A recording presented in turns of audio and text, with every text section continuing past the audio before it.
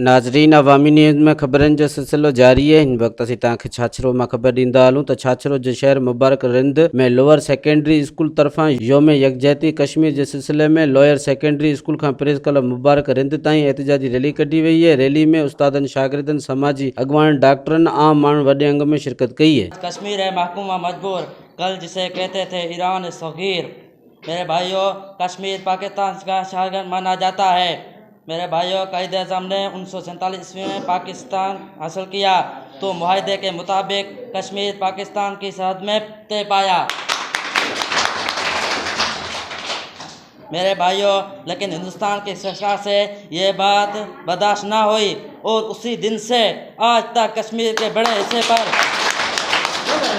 उसने गैर कानूनी और गैर अखलाकी कब्जा जमा रखा है। वहाँ इंसानियत की सरेआम बेरहमती की जा रही है।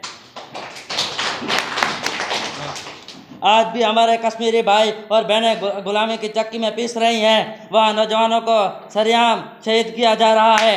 इन ॾींहं ते अॼु खां 72 साल तक़रीबन पहिरीं कश्मीर जी आज़ादी जेको आहे सभ खां ॻणती जोगी जेको हालत आहे उन में फाथल आहे। कश्मीर जी आज़ादी जो सभ खां वॾे खां वॾो मसइलो थियो आहे। उन हिसाब सां कश्मीर ते जेको ज़ुल्म जारी आहे मोदी सरकार जो, उहो कंहिंजे नज़रनि खां ॻुझो कोन्हे। इहो हर रोज़ असां पंहिंजे सोशल मीडिया जे वसीले या न्यूज़ पेपर जे वसीले हर रोज़ पढ़ंदा ऐं ॾिसंदा रहूं था।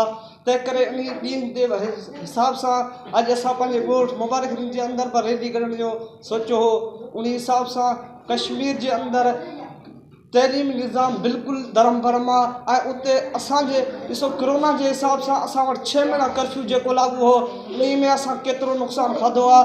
उन हिसाब सां हिकु ॻाल्हि इहो चवंदो आहे, उते 72 सालनि खां कर्फ्यू लागू आहे। छा उन्हनि माण्हुनि जो नुक़सानु न थियो हूंदो? छा उन्हनि माण्हुनि जो नुक़सानु न थियो हूंदो? बिल्कुलु हा, नुक़सानु थियो हूंदो। उन नुक़सान जो सभ खां वॾो नुक़सानु पाकिस्तान खे थियो आहे, छो त पाकिस्तान जो हिसो थियणु चाहे थी। कश्मीर जे मसइले ते सभ खां वधीक जेको डिमांड कई आहे उहा पाकिस्तान उनजी घुर कई आहे, छो त कश्मीर जो सभ खां गहरो तालुक़ जेको आहे पाकिस्तान सां रहियो आहे। कढूं पिया कश्मीर जे लाइ, कश्मीरियुनि जी यकजहती जे लाइ। उन में असां इहो मुतालबो था करियूं त उन्हनि ते थींदड़ जेको ज़ुल्म आहे उहो फिलफोर बंदि कयो वञे, दहशतगर्दी उते थी रही आहे बंदि कयो वञे ऐं उन सां गॾोगॾु उन्हनि खे जेके इंसानी हक़ूक़ मिलियल आहिनि उन्हनि खे उहे मिलणु घुरिजनि। ऐं उन सां गॾोगॾु काफ़ी वॾे अरसे खां उते मुकमिल तौर लॉकडाउन आहे उहो, ऐं कश्मीरी जेके आहिनि उहे निकिरी नथा सघनि। उन जी ज़िंदगी तमामु जेको मुश्किल तरीन थी हालात में आहे, उनखे फिलफोर आज़ादु कयो वञे।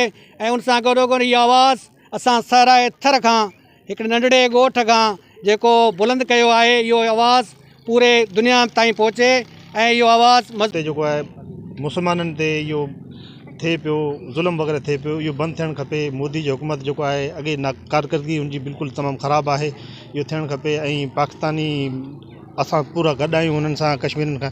बिस्मिल्लाहिर रहमान रहीम। अॼु असां मुबारक रंज में कश्मीर भाइरनि, मुस्लमान भाइरनि सां असीं यकजहती जे लाइ गॾु थिया आहियूं। असांजी रैली निकिती आहे ऐं उन रैली में असां सभु मुबारक रंज आसपास जे ॻोठनि जा माण्हू असां शरीक थिया आहियूं। असांजो कश्मीरनि सां ऐं पाकिस्तान, पूरे पाकिस्तान, प्राइम मिनिस्टर पाकिस्तान, वज़ीर ख़ारजा पाकिस्तान, सूबे सिंध, वज़ीर आला सिंध ऐं पूरो पाकिस्तान जेको कश्मीरनि सां गॾु आहे।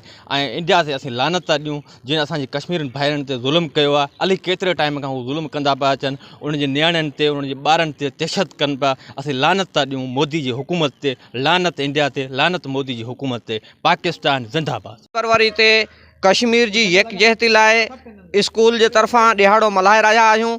असां मोदी सरकार ते लानत विझूं था जेका कश्मीरियुनि सां हेॾो ज़ुल्म करे रही आहे।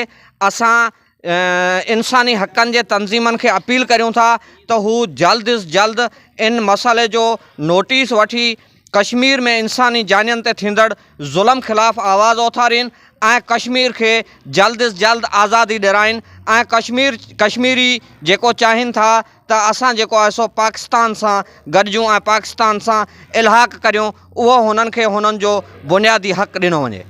मोदी सरकार जो कश्मीरियुनि सां थींदड़ ज़ुल्म असां बर्दाश्त नथा करे सघूं। असां गवर्नमेंट ब्रांच हाई स्कूल मुबारक रिंद जे स्टाफ ऐं शागिर्द कश्मीरियुनि सां यकजहती जे लाइ ॾियारो ई मल्हाए रहिया आहियूं। असां आलमी दुनिया खे अपील करियूं था त कश्मीरियुनि में सां जेको ज़ुल्म थी रहियो आहे उन जो नोटिस वठे ऐं कश्मीरियुनि खे जल्द आज़ादी जेको थो ॾिनी वञे। कश्मीर बनेगा मज़ीद खबरों और तफसीलात के लिए विजिट करें हमारी वेबसाइट www.awamiNewsHD.com।